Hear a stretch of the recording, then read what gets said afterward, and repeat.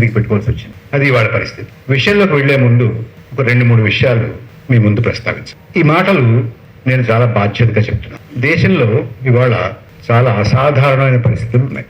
ఈ సంవత్సరం 99.9% ఆగస్టు 15గా ఎర్రకోట మీద త్రివర్ణ పతాకం ఎగరొచ్చు. వచ్చే సంవత్సరం ఎగురుతుందని గ్యారంటీ మాత్రం లేదు. ఏ పతాకం ఎగురుతుందో మీరు ఊహించుకో, ఏ పతాకం ఎగరొచ్చో ఊహించుకో. ఈ మధ్య మినిస్ట్రీ ఆఫ్ హోమ్ అఫైర్స్ వారు ఒక నోటిఫికేషన్ ఇచ్చారు. ఆ నోటిఫికేషన్లో ఏం చెప్పారంటే, కేంద్ర ప్రభుత్వ అధికారిక కార్యక్రమాలన్నింటిలో ముందు వందే మాత్రం 6 చరణాలు పాడి తీరాలి, ఆ తర్వాత జనగణమన పాడాలి అన్నారు. ఇది కంపల్సరీ మొదలు పెట్టారు. నెమ్మదిగా కొన్నాళ్ళు పోయిన తర్వాత సరే చాలా సమయం అయిపోయింది కదా, వందే మాత్రం పాడుకున్నాం కదా, జనగణమన అక్కర్లేదులే అని నెమ్మదిగా జనగణమని ఫేజ్ అవుట్ చేసినా కూడా మనం ఆశ్చర్యపోవాలి. మూడోది, ఇలాంటి సమావేశాలు పెట్టుకోవడం చాలా ప్రదేశాల్లో దేశంలో చాలా కష్టంగా ఉంది. కొన్నాళ్ళకి ఇలాంటి సమావేశాలు కూడా మనం పెట్టుకోలేము. అది చాలా ఎప్పుడో భవిష్యత్తులో ఉంటుందేమో, ఎక్కడైనా జరుగుతుందేమో, భారతదేశంలో జరగదు. ఏదో ఆఫ్రికాలో చూసాము, దక్షిణ అమెరికాలో చూసాము, మరి ఎక్కడో చూసాం, కానీ భారతదేశంలో జరగదు. భారతదేశంలో జరిగిన తెలంగాణలో జరగదు, తెలంగాణలో జరిగిన హైదరాబాద్లో జరగదు, హైదరాబాద్లో జరిగిన సుందరయ్య విజ్ఞాన కేంద్రంలో జరగదు అని అలాంటి మూఢనమ్మకాలు ఏమన్నా ఉంటే దయచేసి వదిలేయండి. పరిస్థితి చాలా గంభీరంగా ఉంది. స్పెషల్ ఇంటెన్సివ్ రివ్యూ పెట్టారండి, రివిజన్ పెట్టారు. ఓటర్ లిస్ట్ ఏం చెప్తున్నారు? ఓటర్ లిస్టుని ప్రక్షాళన చేస్తాము అని చెప్తున్నారు. ఇందులో చాలా మంది చనిపోయిన వాళ్ళ పేర్లు ఉన్నాయండి, ఇక్కడి నుంచి వెళ్ళిపోయిన వాళ్ళ పేర్లు ఉన్నాయి, చాలా డూప్లికేట్లు ఉన్నాయి, విదేశీయులు ఉన్నారు, చొరబాటుదారులు ఉన్నారు.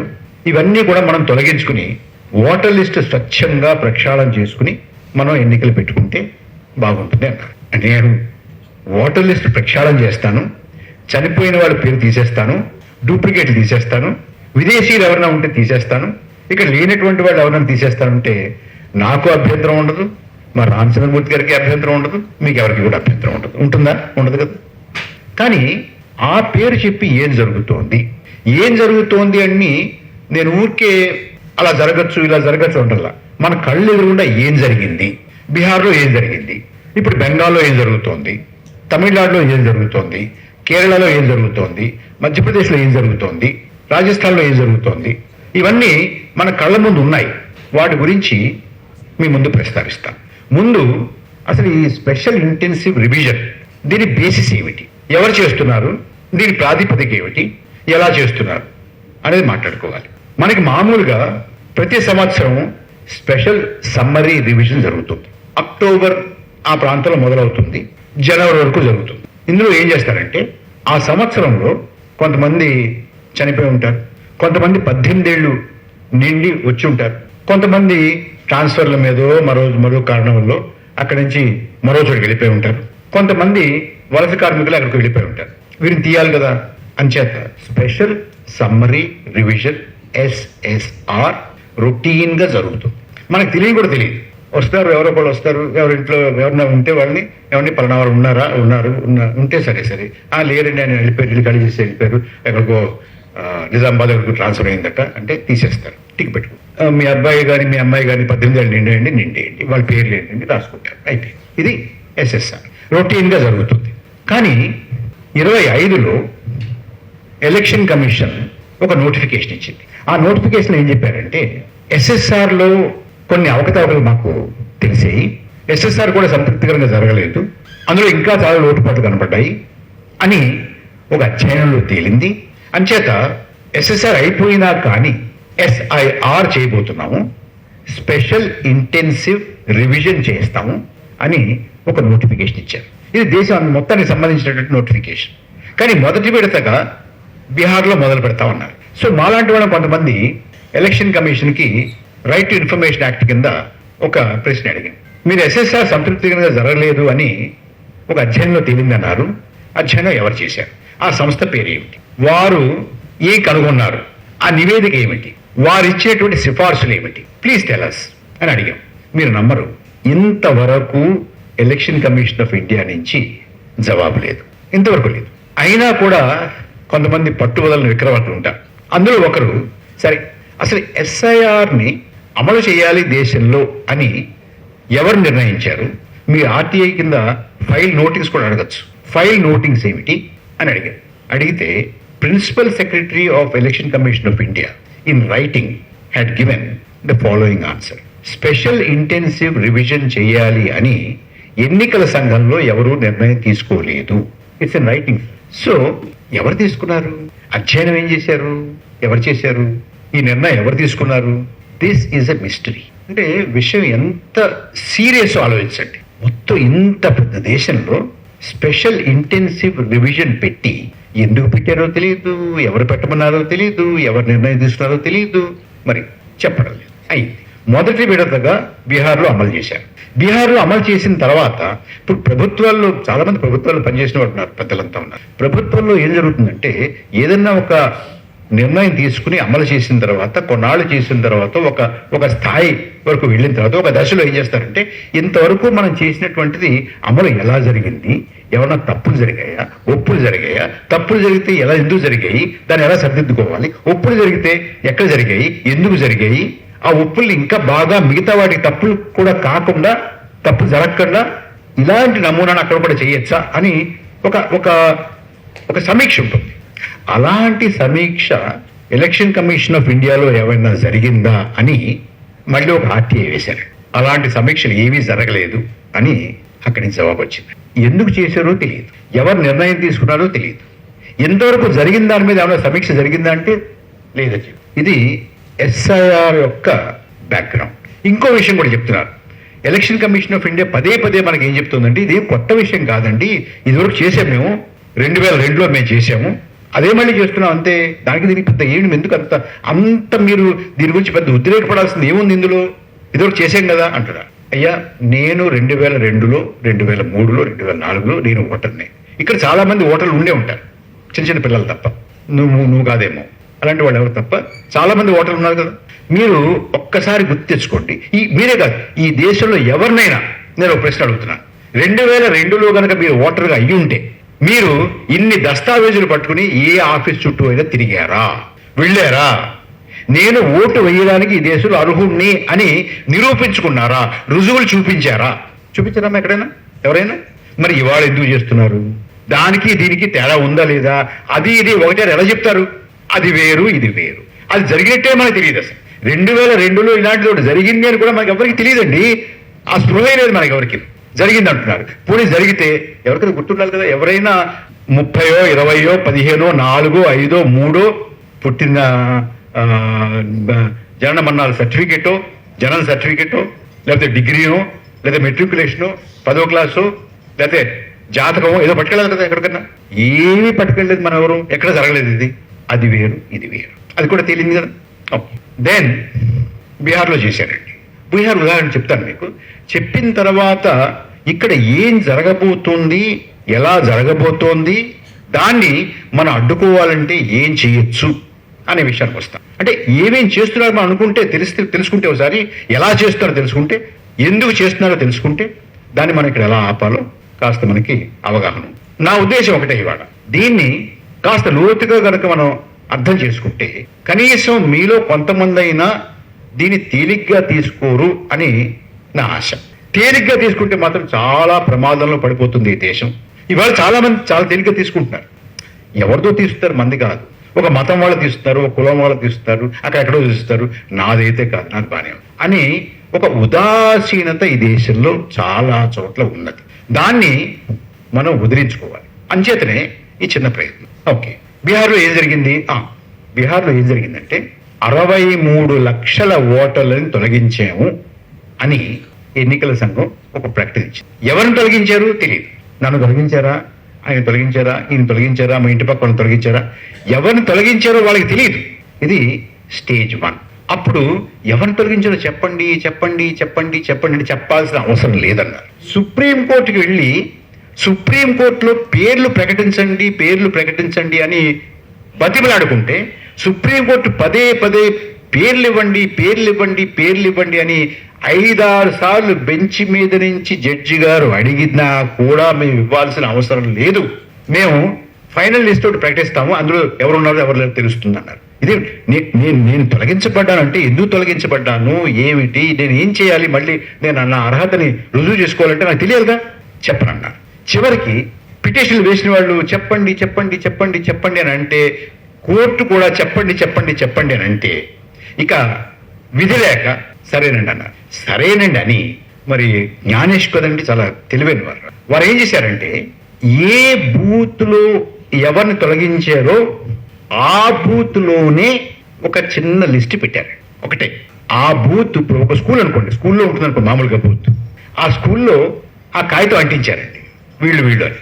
అంటే సెంట్రలైజ్ లిస్టు మీరు కానీ నేను కానీ చూసుకోవడానికి ఎవరికి అవకాశం లేకుండా ఎక్కడికక్కడ అవి అంటించారు.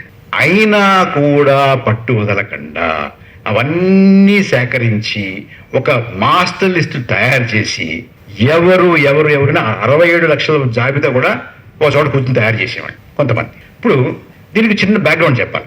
ఎలక్షన్ కమిషన్ ఎవరితో మాట్లాడడం మానేశారండి, చాలా అయిపోయింది. ఇది వరకు ఎవరైనా సరే ఎలక్షన్ కమిషన్ దగ్గరికి వెళ్ళి మేము ప్రణాళికలు కలుస్తాము, లేకపోతే ఏదో పిటిషన్ ఇచ్చుకోవాలి, ఏదో రిప్రజెంటేషన్ ఇచ్చుకోవాలి అని అంటే లోపల పంపించేవాడు. ఏదో అధికారికి చెప్పి ఆ అధికారి దగ్గర తీసుకెళ్ళి పంపించేవాళ్ళు, మాట్లాడేవాడు, ఒక కాగితం ఇచ్చేవాళ్ళం గౌరవప్రదంగా, ఫోటో కూడా తీసుకునేవాడు, కొంతమంది వచ్చేవారు పెట్టి. ఇప్పుడు ఎలక్షన్ కమిషన్ దగ్గరికి వెళ్ళి ఆ గేటు దగ్గర పడిగా పడితే ఏంటి అంటే, మేము ఏదో విజ్ఞాపన పత్రం ఇవ్వాలని అంటే ఆ గేట్లో నుంచే చిన్న కన్నంలోంచి ఒక చేయి బయటకు వస్తుందంటే ఆ చేతుల్లోనేమో మీ కాగితం పెడితే మళ్ళీ ఆ చేయి లోపలికి వెళ్ళిపోతుంది. అంతేకాని ఎవరో ఒకరు దాన్ని తీసుకోవడం, లేకపోతే సంతకం పెట్టడం, తీసుకున్నామని అక్నాలెడ్జ్మెంట్ ఇవ్వడం, ఇవి ఏమీ లేవు, అయిపోయాయి. ఇది పరిస్థితి వాళ్ళకి. ఈ మాట ఎందుకు చెప్తున్నానంటే, ఎలక్షన్ కమిషన్ వారంతటి వారుగా మాట్లాడడం మానేశారండి. మానేసి మరి రామచంద్రమూర్తి గారికి తెలుస్తుంది. ఇదివరకు మా చిన్నప్పుడు చదువుకున్నప్పుడు పేపర్లో ఏముండేదంటే అభిజ్ఞ వర్గాల భోగట్ట అని ఉండేది. ఇప్పుడు ఏమంటారండి ఇక్కడ, ఇప్పుడు హిందీలోను ఇంగ్లీష్లోనే ఏదో అంటున్నారండి. ఇంగ్లీష్లో సోర్సెస్ అంటారు. సోర్సెస్ ప్రకారం ఇప్పుడు మీరు ఎలక్షన్ కమిషన్ ఏం ఆలోచిస్తోంది అని తెలుసుకోవాలంటే మీకు ఎలక్షన్ కమిషన్లో పలానా వాళ్ళు చెప్పినట్టుగా ఎక్కడ కొటేషన్ ఉండదండి. సోర్సెస్ ఆఫ్ ఎలక్షన్ కమిషన్ సే అని రాస్తున్నారు. That's all. సో ఆ సోర్సెస్ ఏం చెప్తూ వచ్చారంటే, ఈ దేశంలో అనేక లక్షల మంది, వేల మంది విదేశీయులు, చొరబాటుదారులు వచ్చేసారు, వీళ్ళు ఓట్లు వేస్తున్నారు. ఈ దేశంలో ప్రజాస్వామ్యం స్వచ్ఛంగా ఉండాలంటే ఈ చొరబాటుదారులందరినీ కూడా తొలగించాలి, దానికోసమే ఎస్ఐఆర్ పెట్టాము అని అన్నారు అని సోర్సెస్ చెప్తూ వచ్చేవండి. సరే, ఈ 67 బీహార్లో 60 లక్షల మంది తీసేశారు కదండి. 67 లక్షల మందిని తీసేస్తే ఆ లిస్ట్ అంతా కన్సాలిడేట్ చేసి పెట్టుకున్న తర్వాత మాలాంటి వాళ్ళందరూ కూడా ఆతృతగా వెతికినటువంటిది ఏమిటంటే, పలానా పేరు దీనికి ఎదురుండా ఎందుకు తీసేసామనే కారణం, అక్కడ ఏమైనా చొరబాటుదారుడు అని ఎక్కడ ఉంటుందేమో అని ఆతృతగా మొత్తం 67 లక్షల పేర్లు కూడా కొన్ని పేజీలు వాళ్ళు, కొన్ని పేజీలు వీళ్ళు, కొన్ని పేజీలు వీళ్ళు వెతికామండి. ఒక్క పేరు ఎదురుగుండా చొరబాటుదారుడు, విదేశీయుడు అని చేత తీసేవనేది లేదండి. So this is not for చొరబాటుదారులు. అర్థమైపోయింది కదా, ఇది చొరబాటుదారులు కాదు. చనిపోయిన వాళ్ళ కొంతమంది ఉండొచ్చు, కానీ చాలా మంది కోర్టుకు పట్టుకొచ్చారు, మేము బతికే ఉన్నామండి, మేము చనిపోలేదు అన్న.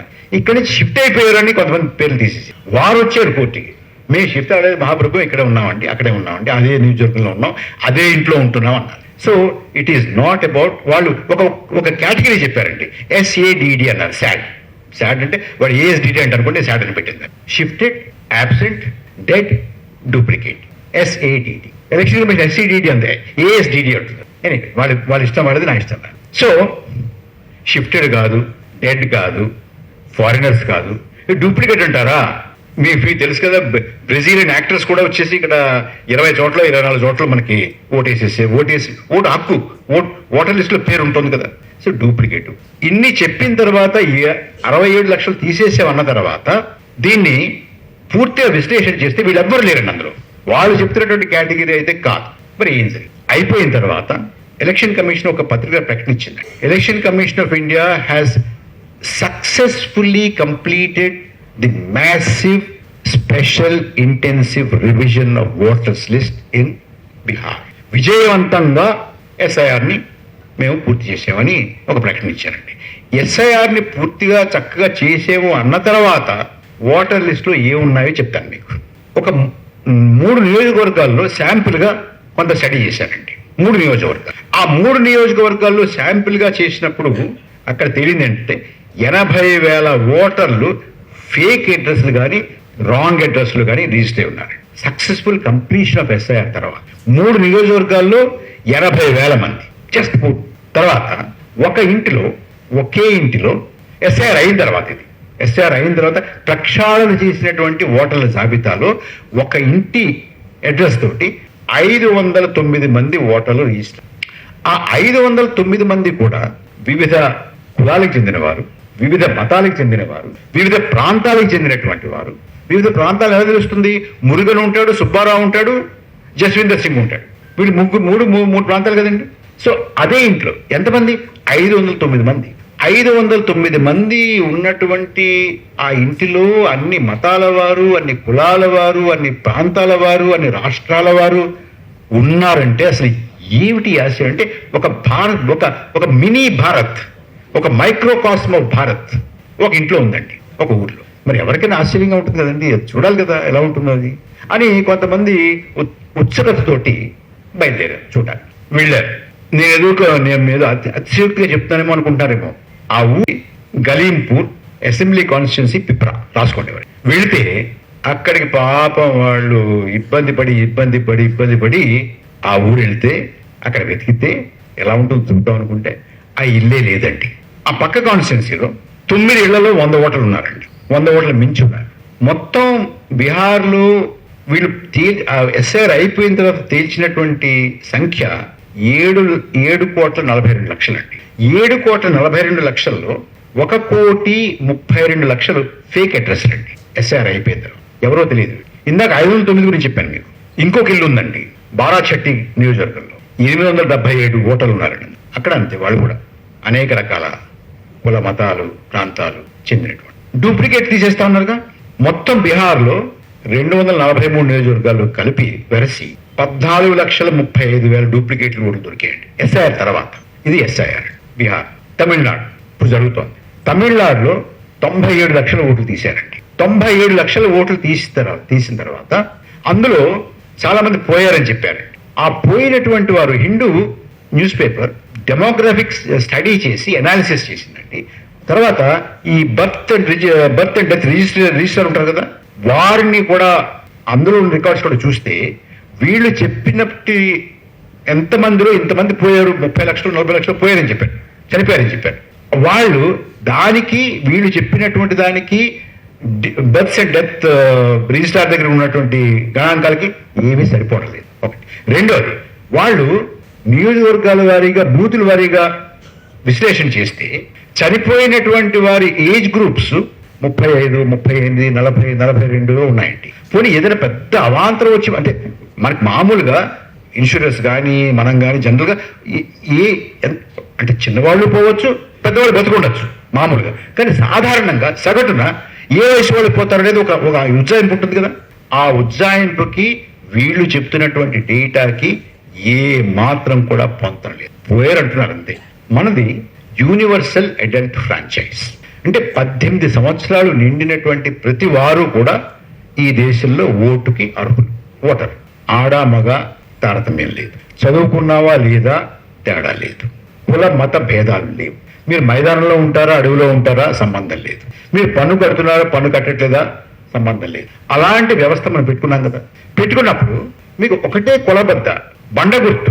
ఈ రాష్ట్రంలో అడల్ట్ పాపులేషన్ ఎంత అని ఆలోచించండి. అడల్ట్ పాపులేషన్ 100 అనుకుందాం ఉదాహరణకి. ఓటర్లు ఎంతమంది ఉండాలండి? 100 ఉండాలి కదా. పోనీ 99 ఉంటాయండి, ఎక్కడో చోటు చిన్న చిన్న పొరపాటు జరుగుతాయి కదా. 98 ఉంటాయండి, 97 ఉంటాయండి, 70 ఉండడానికి వీల్లేదుగా. మీకు బీహార్ అడల్ట్ పాపులేషన్ 8.22 కోట్లండి, అంటే 8,22,00,000 అండి. వీళ్ళు అటు చేసి ఇటు చేసి ఎస్ఐఆర్ తర్వాత బీహార్లో తేల్చినటువంటి ఓటర్ల సంఖ్య 7,42,00,000. అంత ముందే కొంచెం తక్కువ ఉంది, ఎందుకు తక్కువ ఉందో మనకు తెలియదు. కానీ అందులోంచి కూడా తగ్గించేసి ఇప్పుడు సుమారుగా అంతకు ముందున్నటువంటి ఓటర్ లిస్టుకి ఇప్పుడు వీళ్ళు ఎస్ఐఆర్ తర్వాత ఇచ్చినటువంటి ఓటర్ లిస్టుకి మధ్య తేడా 80 లక్షలు అండి. 80 లక్షల మంది తీశారు. 80 లక్షల మందిని తీసేసి ఒక 20 లక్షల మందిని అందులో చేర్చి వాళ్ళు ఎవరో మనకు తెలియదు. ఇగో ఆ ఇంట్లో ఉన్నారుగా 809 మంది, 805 మంది, 803 మంది, 400 మంది, 200 మంది, 14 లక్షల డూప్లికేట్లు అన్నీ ఉన్నాయి. ఇవన్నీ కలుపుకుంటే సుమారుగా 20 లక్షల మందిని చేర్చేవని చెప్పి వెరసి 20 చేర్చాం కాబట్టి 60 64 తీర్చారు. అందరూ 60 కదా తీసారు, 60 కదా తీసారు, 60 తీసారు, 60 తీసారు, 60 తీసారు అంటారు. 60 తీయడం కాదు, తీసింది 80 చేర్చారు. మరి ఎవరిని చేర్చారో మనకు తెలియదు. ఇప్పుడు అర్థమైందా అండి బీహార్లో ఏం చేశారో? ఇప్పుడు ఇందాక చనిపోయిన వాళ్ళని తీసేసినటువంటి తమిళనాడు గురించి చెప్పాను. బెంగాల్లో ఒక బూత్ లెవెల్ ఆఫీసర్ కూర్చుని ఉంటే 33 మందిని చనిపోయారని తీసేస్తే ఆ 33 మంది వెళ్ళి దాడి చేశారు. అంటే చనిపోయిన వాళ్ళు దాడి చేశారండి. బెంగాల్లో షిఫ్ట్ అయిపోయారని తీసేశారు కొంతమంది, వాళ్ళు వెళ్ళి దాడి చేశారు. అంటే బీహార్ చూసిన తర్వాత అందరూ ఉద్రేకపడుతున్నారు. బీహార్లో దాడి చేయాల అప్పుడు తెలియదు ఇంకా. అంటే అసలు ఎవరిని తీశారో కూడా చాలా తెలియదు కదా, చెప్పలేదు కదా. అంచేత అక్కడ ఉద్రేకం రాలేదు, కానీ ఇక్కడికి వచ్చేప్పుడు ఉద్రేకాలు వస్తున్నాయి. ఇంకా మిగతా చోట తెలుస్తాం, అక్కడ అలా చేశారు ఇలా చేశారు తెలిసిపోతాం. ఇదే. సో అడల్ట్ పాపులేషన్ ఎంత అని ఒక గుర్తు పెట్టుకుంటే మనం మన రాష్ట్రంలో ఎంత, తెలంగాణలో ఎంత, ఆంధ్రలో ఎంత, కర్ణాటకలో ఎంత ఒక ఐడియా వస్తే అది ఆ డేటా చాలా పక్కా డేటా ఉందండి. కేంద్ర ప్రభుత్వం దగ్గర ఉంది, రాష్ట్ర ప్రభుత్వం దగ్గర ఉంది. మనకి తీసుకోవడం పెద్ద కష్టం కాదు నరసింహరావు. సో ఇంచుమించు అంత ఓటర్ లిస్ట్లో ఉండాలి, తప్పదు. కొంచెం అక్కడ తగ్గితే పర్వాలేదు, కానీ అంత 50 లక్షలు 90 లక్షలు తగ్గిపోతే మాత్రం ఏదో సమస్య ఉంది. బీహార్లో జరిగింది, బెంగాల్లో జరుగుతోంది, తమిళనాడులో జరుగుతోంది, కేరళలో జరుగుతోంది, మధ్యప్రదేశ్లో జరుగుతోంది, గుజరాత్లో జరుగుతోంది, పాండిచ్చేరిలో జరుగుతోంది, ఇన్ని రాష్ట్రాల్లో జరుగుతోంది, రాజస్థాన్లో జరుగుతోంది. ఒక్కొక్క చోట ఎంత తీస్తున్నారు అంటే తమిళనాడు చెప్పారు 97, కొంచెం అటు ఇటుగా 97 వచ్చింది. అందులో కొన్ని నిజంగా పోయి ఉంటారు అనుకుందాం, కాసేపు ఒక 20 లక్షలు పోయి ఉంటారు అనుకుందాం. అయినా కూడా ఒక 70 లక్షలు కదండి. కేరళ ముందు 28 లక్షలు 29 లక్షలు ఉన్నారండి, ఇప్పుడు ఇది 24కి వచ్చింది. ఇప్పుడు తీసేసిన వాళ్ళ సంఖ్య. గుజరాత్ దగ్గర 75 లక్షలు తీసేసి, మధ్యప్రదేశ్ 45 లక్షలు తీసేసి, ఛత్తీస్గఢ్ 28 లక్షలు తీసేశారండి, రాజస్థాన్ 44 లక్షలు తీసేసి, గోవా చిన్నది 1,40,000 తీసేశారండి, అండమాన్ నికోబార్ ఇంకా చిన్నది 69,000 తీసేశారండి, పాండిచ్చేరి చిన్నది, కేంద్రపాలిత ప్రాంతాలు 1,19,000 తీసేశారండి. మీకు ఇవాళ వరకు బీహార్తో కలుపుకుని ఇప్పుడు 9 రాష్ట్రాలు 3 కేంద్రపాలిత ప్రాంతాలు, అదొక రాష్ట్రం, బీహార్ ఒక రాష్ట్రం, అంటే 10 రాష్ట్రాలు 3 కేంద్రపాలిత ప్రాంతాలు. ఇవి వీటిల్లో నుంచి సుమారుగా 6.5 కోట్ల మందిని తీసేస్తారు.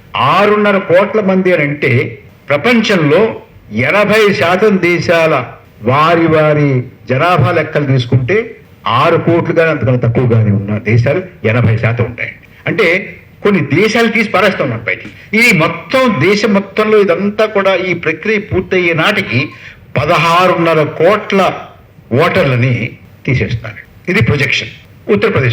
ఉత్తరప్రదేశ్లో వారి అడల్ట్ పాపులేషన్ 16 కోట్లండి, 16 కోట్ల 10 లక్షలు. ఎస్ఐఆర్ అయిన తర్వాత ఇప్పుడు వాళ్ళు ఫ్రీజ్ చేశారండి, అనౌన్స్ చేసిన అంకెల ప్రకారం ఎస్ఐఆర్ తర్వాత ఉత్తరప్రదేశ్లో అడల్ట్ పాపులేషన్ 16 కోట్లు ఉంటే ఓటర్ల సంఖ్య 12 కోట్ల 60 లక్షలు ఉంటుంది. అయితే ఇక్కడ విచిత్రం, ఆ విచిత్రం ఏంటంటే ఎస్ఐఆర్కి ముందు ఒక 4 నెలల ముందు స్టేట్ ఎలక్షన్ కమిషన్ ఉంటుంది కదా, అంటే లోకల్ బాడీస్ ఎలక్షన్ చేయడానికి స్టేట్ ఎలక్షన్ కమిషన్ ఉంటుంది కదా. స్టేట్ ఎలక్షన్ కమిషన్ వాళ్ళ ఓటర్ లిస్ట్ సవరించుకోవడానికి వారు ప్రయత్నం చేస్తారు కదా ఎలక్షన్స్ ముందు. చేస్తే వాళ్ళ ఓటర్ లిస్ట్ ప్రకారం, state election commission voter list ప్రకారం మొత్తం రాష్ట్రంలో అర్బన్ బాడీస్, రూరల్ బాడీస్ అన్ని కలుపుకుని 16 కోట్ల 10 లక్షలు అండి. సరిగ్గా ఇంచుమించుగా సరిపోయింది.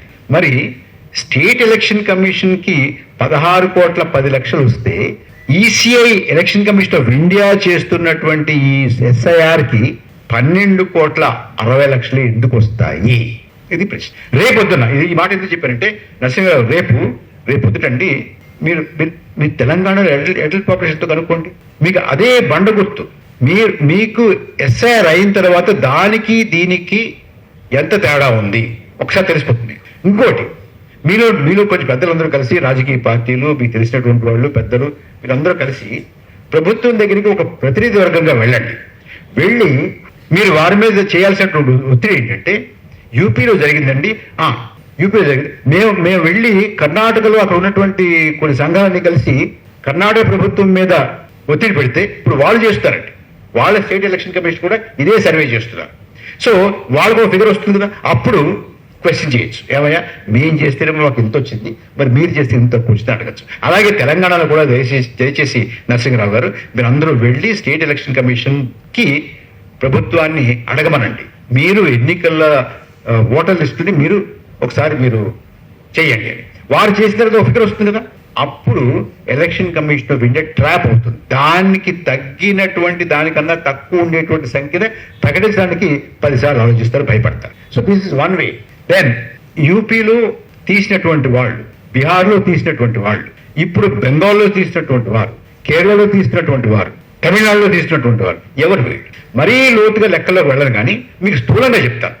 ఎవరు వీళ్ళనంటే ముఖ్యంగా మైనారిటీలు అంటే కేవలం ముస్లిం మైనారిటీలనే కాదు, ముస్లిం మైనారిటీలు, క్రైస్తవ మైనారిటీలు, ఇతర మైనారిటీలు. 1 2 దళితులు, 3 ఆదివాసీలు, 4 చదువుకున్నటువంటి వారు, కూలీ నాలి చేసుకున్నటువంటి వారు, అంతగా తెలియనటువంటి వారు, అడగలేనటువంటి వారు, మార్జినలైజ్డ్. వీటందరిలో కూడా ఎక్కువ శాతం ఆడవారు. మరి మహిళా వందన్ అంటారు కదండి, మహిళా అభివందన మహిళా అభివందన జరుగుతుంది మొత్తం దేశంలో.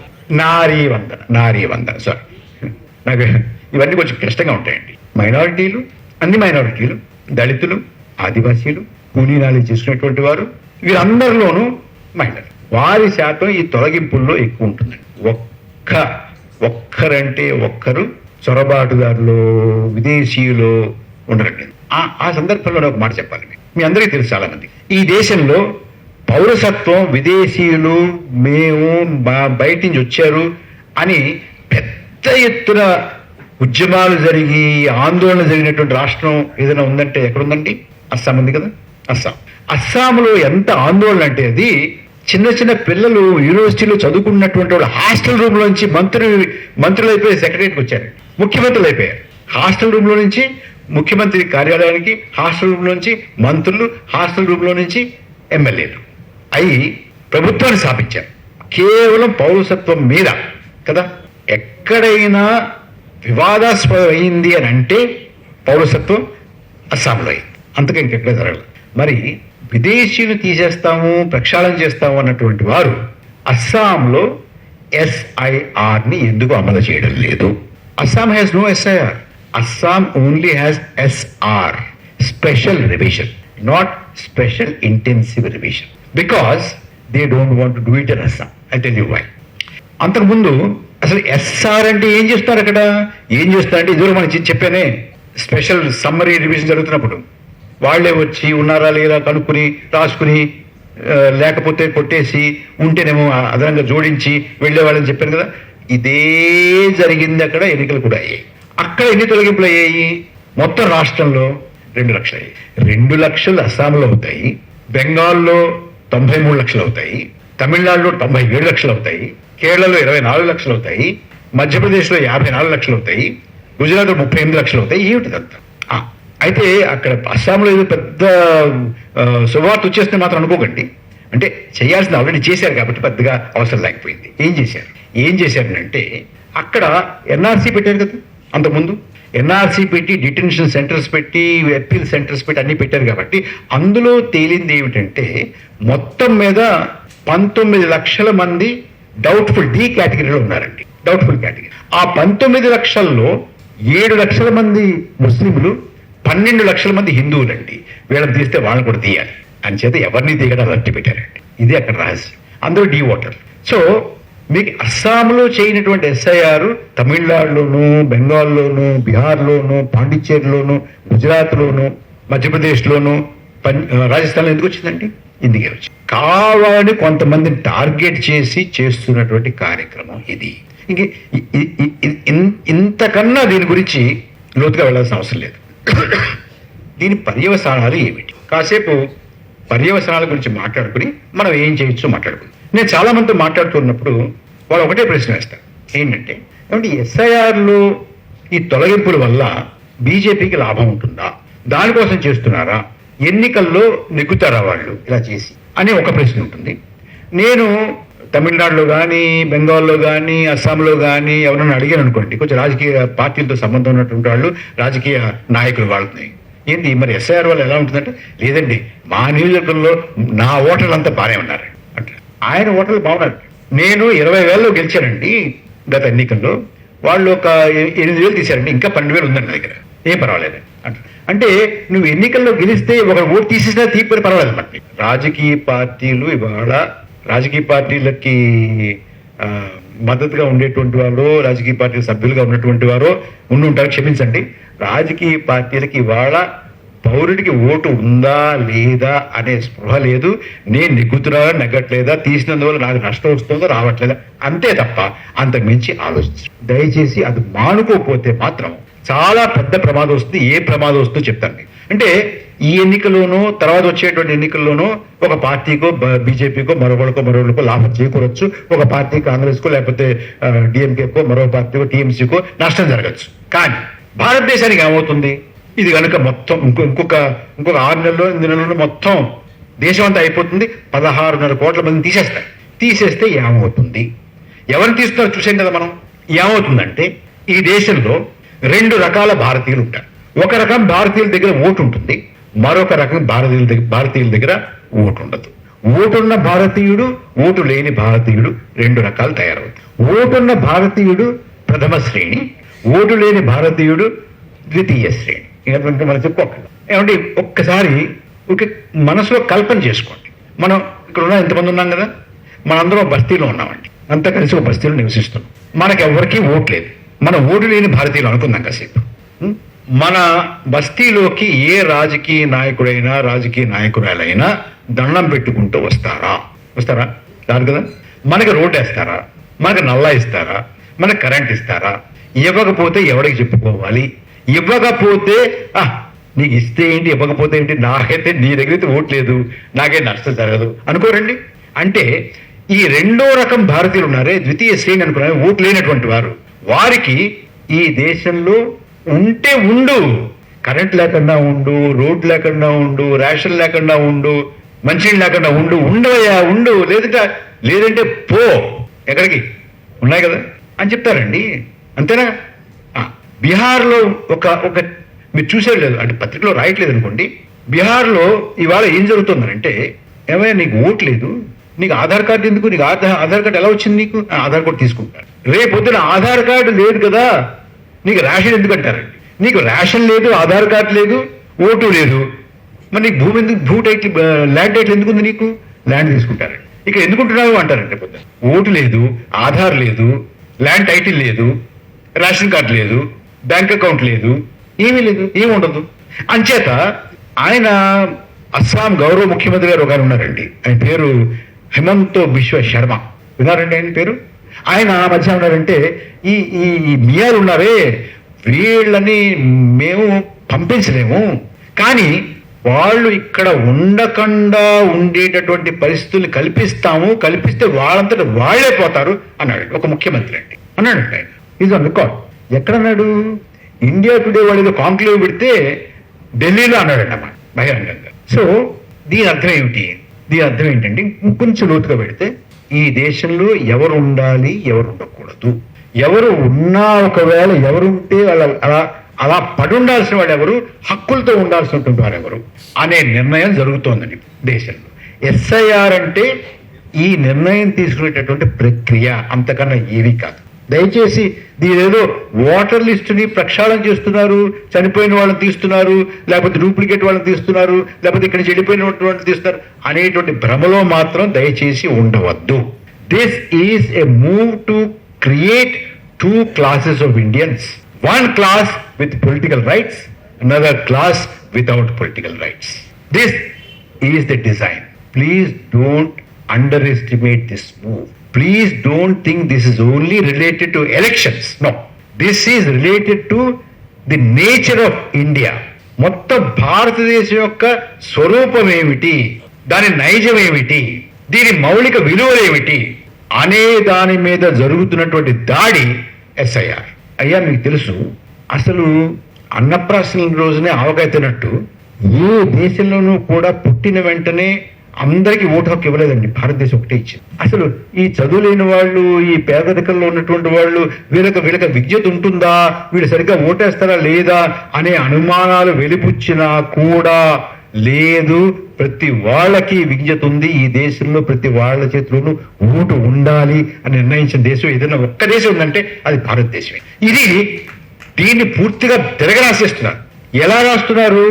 ఇప్పటివరకు మనం చూసినటువంటి ప్రజాస్వామ్యం ఎలా ఉండేది అంటే, మనం అధికారంలో ఎవరు కూర్చోవాలి, ప్రభుత్వంలో ఎవరు ఉండాలి అని మనం ఓటు ద్వారా నిర్ణయించేటువంటి వాళ్ళం. ఈనాడు అంతే కదండి.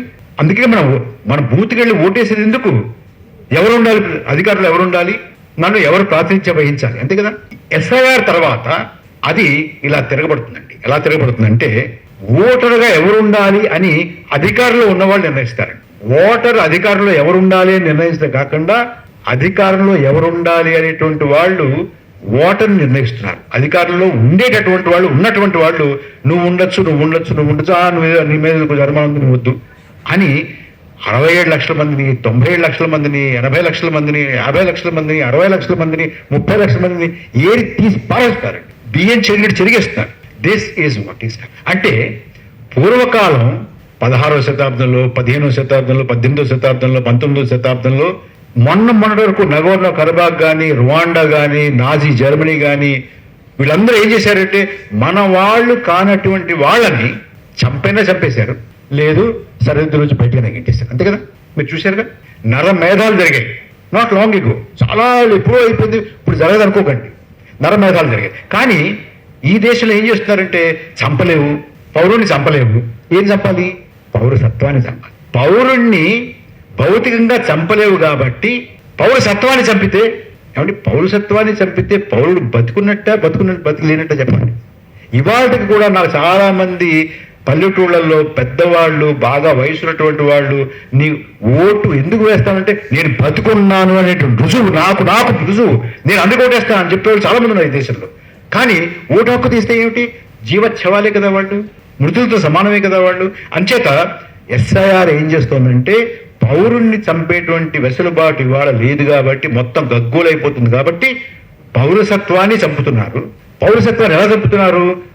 ఓటరు లిస్టు ప్రక్షాళన చేస్తున్నాము అనేటువంటి మిషతో చంపుతున్నారు. ఇవాళ పొంచి ఉన్నటువంటి ప్రమాదం అది. దీని it is a bloodless political genocide, nothing but bloodless political genocide. రక్తపాతం లేకుండా జరుగుతున్నటువంటి రాజకీయ నరమేధం ఎస్ఐఆర్, మరొకటి కాదు. దీన్ని ఇవాళ ఒక రాజకీయ పార్టీకి ఉపయోగపడుతుంది, మాకే ఉపయోగపడుతుంది, లేకపోతే మాకు పెద్దగా మా నియోజకవర్గంలో ఏం జరగట్లేదు అనేటటువంటి మాట మాట్లాడడం అన్నంత షార్ట్ సైటెడ్నెస్ మరొకటి ఉండదు. దయచేసి మీలో ఉన్నటువంటి వాళ్ళు రాజకీయ నాయకులకి, ఎమ్మెల్యేలకి, ఎమ్మెల్యే క్యాండిడేట్లకి మీరు చెప్పాల్సింది ఏంటంటే, ఇంతటితో ఆగదయ్యా, ఇది చాలా దూరం వెళ్ళేటటువంటి ప్రక్రియ అమల్లో ఉంది అని మీరు దయచేసి వాళ్ళకి చెప్పాల్సినటువంటి. ఏం చేయాలంటే, ఇది ఏమైనా సరే జరగడానికి వీల్లేదు అని అడ్డుకోవచ్చు. కానీ అడ్డుకునేటటువంటి శక్తి, సామర్థ్యం, ఆ రకమైనటువంటి చైతన్యం, ఆ రకమైనటువంటి నలుగురిని కలుపుకుని కూడదీసి రోడ్డు మీద తీసుకొచ్చేటువంటి దక్షత అక్కడ కనపట్లేదు. రాజకీయ పార్టీలకి కనపట్లేదు, అక్కడ వారి దగ్గర లేదు, ప్రజా సంఘాల దగ్గర లేదు. ఏదో జరుగుతుంది, అక్కడ ఎక్కడో జరుగుతుంది, మనకు వచ్చినప్పుడు చూసుకుందాంలే అనేటటువంటి ఒక ఉదాసీనతతో ఉన్నటువంటి సమాజం ఉంది. దానికి తగ్గట్టుగా మీడియా మొత్తం ఏం జరుగుతుందో మీకు తెలియదు కదా, తిరిగి వస్తే కానీ తెలియదు, అక్కడికి వెళ్తేనే కానీ తెలియదు. ఆ రకమైన పరిస్థితులు ఉన్నాం కాబట్టి కనీసం మన ఇంటి ముందుకు వచ్చినప్పుడు, మన ఊళ్ళోకి వచ్చినప్పుడు మనం ఏం చేయాలంటే మొట్టమొదటిగా దయచేసి మీరు తెలంగాణలో అడల్ట్ పాపులేషన్ ఎంత అనేది ఒక అంకె తీసుకోండి. అంకె తీసుకుని ప్రభుత్వం మీద మీరందరూ వెళ్ళి వారికి విజ్ఞప్తి చేసి ఒత్తిడి పెట్టి స్టేట్ ఎలక్షన్ కమిషన్ ద్వారా ఎలక్షన్ లిస్టుని ఖరారు చేయించారు. ఆ ఫిగర్కి తగ్గేటటువంటి పరిస్థితి లేకుండా జాగ్రత్త పడేటటువంటి పరిస్థితి అప్పుడు వస్తుంది ఎలక్షన్ కమిషన్ ఆఫ్ ఇండియాకి. ఒకటి ఇది ముందర ఆ రెండు చేస్తారు. అయితే ఇందాక చెప్పానే, బీహార్లో తీసేసినవి 80 లక్షలు, అందరికేమో 60 లక్షలు చూపిస్తారు. అంటే కొంతమంది వ్యాజ్ పెడతారు లోపల, ఈ 800 మంది, 500 మంది, 400 మంది, 700 మంది పెడుతున్నారు. అలా పెట్టేటటువంటి దాన్ని మీరు జాగ్రత్తగా గమనించాలి. ఎందుకంటే మీకు రౌండ్ ఫిగరు ఇంచుమించుగా మీ అడల్ట్ పాపులేషన్ ఎంత ఉందో అంత వస్తుంది. కానీ అందులో ఒక 60 లక్షలు తీసేసి ఇంకో 60 లక్షల మంది పెట్టారనుకోండి, ఒక 20 లక్షలు తీసేసి ఇంకో 20 లక్షల మంది పెట్టారనుకోండి, 10 తీసేసి ఇంకో 10 పెట్టారనుకోండి, 30 తీసి 30 పెట్టారనుకోండి, మీకు తెలియదు ఫిగర్ అంతా సరిగ్గా ఉందని అంటారు. ఇప్పుడు తూకంలో తేడా వస్తుందండి, తూకం కరెక్ట్గానే ఉంటుంది, కానీ లోపలికి చూస్తే రాళ్ళు ఉంటాయి, మా బియ్యం ఉంటాయి. అలాగా బియ్యంలో రాళ్ళు కలిపేటటువంటి దాన్ని ఆపాలి. మీరు ఆపాలంటే కాస్త కింద పని మొదలు పెట్టాలి. మూడోది, దీనికి కొంత సమీకరణ అవసరం. మూడోది, కానీ అన్నిటికన్నా నేను చెప్పినటువంటి అన్నిటికన్నా కూడా బాగా ఉపయోగపడేది, పెద్ద అస్త్రంగా ఉపయోగపడేది ఏమిటంటే, మీకు ఎలక్షన్ కమిషన్ మాన్యువల్లోనే 2 క్లాసెస్ ఉన్నాయండి. ఎలక్షన్ కమిషన్ మాన్యువల్లో ఏముందో కూడా తెలియనటువంటి రాజకీయ పార్టీలు, రాజకీయ అభ్యర్థులు, ఎమ్మెల్యేలు, ఎంపీలు ఉన్నారండి మన దేశంలో. అంచేత తవ్వి తీయాల్సి వస్తుంది. మీరు కాస్త అధ్యయనం చేయండి విద్యాసాగర్ గారు. మీకు ఎలక్షన్ కమిషన్లో కాండక్ట్ ఆఫ్ అంటే ఎలక్టరల్ రూల్స్ ఎలాగా రాసుకోవాలి, ఎలా నమోదు చేసుకోవాలి అనే దాని గురించి 2 క్లాజెస్ ఉన్నాయండి. రాసుకోండి దయచేసి ఎవరన్నా ఇంట్రెస్ట్ ఉన్నవాళ్ళు. ఒకటి పేరా 11.2.4 బ్రాకెట్లో చిన్న 4, 11.2.4 సబ్ .4. రెండోది పేరా 24.1.2, 24.1.2. ఈ 2 ఏం చెప్తాయంటే, ఓటర్ లిస్టు తయారు చేసేటప్పుడు కంపల్సరీగా ఆ తయారు చేసేటటువంటి అధికారి చేయాల్సిన పని ఏంటంటే, గ్రామ సభ కానీ వార్డు సభ కానీ పిలిచి, ఇప్పుడు ప్రస్తుతం లైవ్ గా ఉన్నటువంటి ఓటర్ లిస్ట్ లో పేరు చదివి, విద్యాసాగర్ ఉన్నారా అంటే ఆయన గ్రామ సభలో ఉండకపోవచ్చు, కానీ అలాంటి పెద్ద మనుషులు ఎవరు నరసింహరావు గారు ఉన్నారండి, బజార్ వెళ్ళారు, పక్కూరు వెళ్ళారు, హాస్పిటల్లో ఉన్నారు, ఏదో చెప్తారు, ఉన్నారు, ఓకే పలానా వాళ్ళు లేరు, తీసి. ఇది జరగాల్సింది గ్రామ సభలో కానీ ఎక్కడో ఢిల్లీలోనో హైదరాబాద్లోనో ఆఫీసులో కూర్చుని కంప్యూటర్లో కొట్టేటువంటి పని కాదు అని ఎలక్షన్ కమిషన్ ఆఫ్ ఇండియా మాన్యువల్లో ఉందండి. ఇది తీసుకెళ్ళి ముఖానికి చూపించి, నువ్వు తెలంగాణలో ఓటర్ లిస్టు ప్రక్షాళన చెయ్యాలంటే, సరి చెయ్యాలంటే గ్రామ సభకు రా, గ్రామ సభలో నుంచుని ఓటర్ లిస్టు చదివి మా సమక్షంలో ఎవరిని ఉంచాలి, ఎవరిని తీయాలి అని మేము చెప్పిన తర్వాత నిర్ణయించిన తర్వాత నువ్వు నిర్ణయించినటువంటి లిస్టు మళ్ళీ ఇక్కడ పెట్టు, ప్రదర్శించిన తర్వాత మేము మళ్ళీ సరి చూసుకుని అవునా కాదా చెప్తాము. అలా చేస్తేనే కానీ నిన్ను ఓటర్ లిస్ట్ని ఇక్కడ మా తెలంగాణలో మాత్రం మేము ప్రక్షాళన చెయ్యనేమో అని చెప్పి తీరాలి. Because it has full sanction of the election commission of India's manual. ఇది చేస్తే ఎవ్వడి వల్ల కాదండి. 50 లక్షలు పోయారని, 30 లక్షల చొరబాటుదారులని, 20 లక్షల మంది ఎక్కడి నుంచో వచ్చారని లేదా వెళ్ళిపోయారని ఇలా చెప్పడం ఎవ్వడి తరం కాదు, ఎవడి వల్ల సాధ్యం కాదు. చేయగలరా? చేయాలి, తప్పదు. మనం ఇందాక అనుకున్నామే రాజ్యాంగ పరిరక్షణ సమితి పెట్టుకున్నాం. మనం ఇన్నాళ్ళు ఏమనుకున్నాం, రాజ్యాంగం మనల్ని రక్షిస్తోంది అనుకున్నాం. ఇప్పుడు మనం రాజ్యాంగాన్ని రక్షించుకోవాల్సిన పరిస్థితి వచ్చింది. రాజ్యాంగాన్ని రక్షించుకోవాలంటే మన రోడ్డు మీద రాకుండా, గ్రామ సభ పెట్టుకోకుండా, వార్డు సభ పెట్టుకోకుండా మాత్రం జరిగే పని కాదు. నిలదీయకపోతే జరిగేటువంటి పని కాదు. ఇది feet on the ground education ఉంటేనే కానీ, మొబిలైజేషన్ ఉంటేనే కానీ మనం దీన్ని ఎదుర్కోలేము. ఒకవేళ వాళ్ళు చేయాలన్నా కూడా, ఏదన్నా ఒక కుట్రపూరితంగా చేద్దామనుకున్నా కూడా, ఇది చూపించి కూర్చోబెట్టి చేస్తే వాళ్ళు ఇంత చేసినా కూడా వాళ్ళకి ఏ మాత్రం కూడా ఫలితం దక్కదు. ఈ దేశంలో ఉన్నటువంటి, తెలంగాణ రాష్ట్రంలో ఉన్నటువంటి ప్రతి ఓటరు కూడా ఓటు హక్కు కలిగి ఉంటారు. ఒక్క ఓటర్ని కూడా తీసేటటువంటి పరిస్థితి రాదు, వాళ్ళకి ఆ అవకాశం రాదు. ఇది మనం చేయాల్సినటువంటి పని. దీనికోసం దయచేసి మీరందరూ కూడా సమాయత్తం అవ్వండి, సమీకరించండి. నమస్కారం.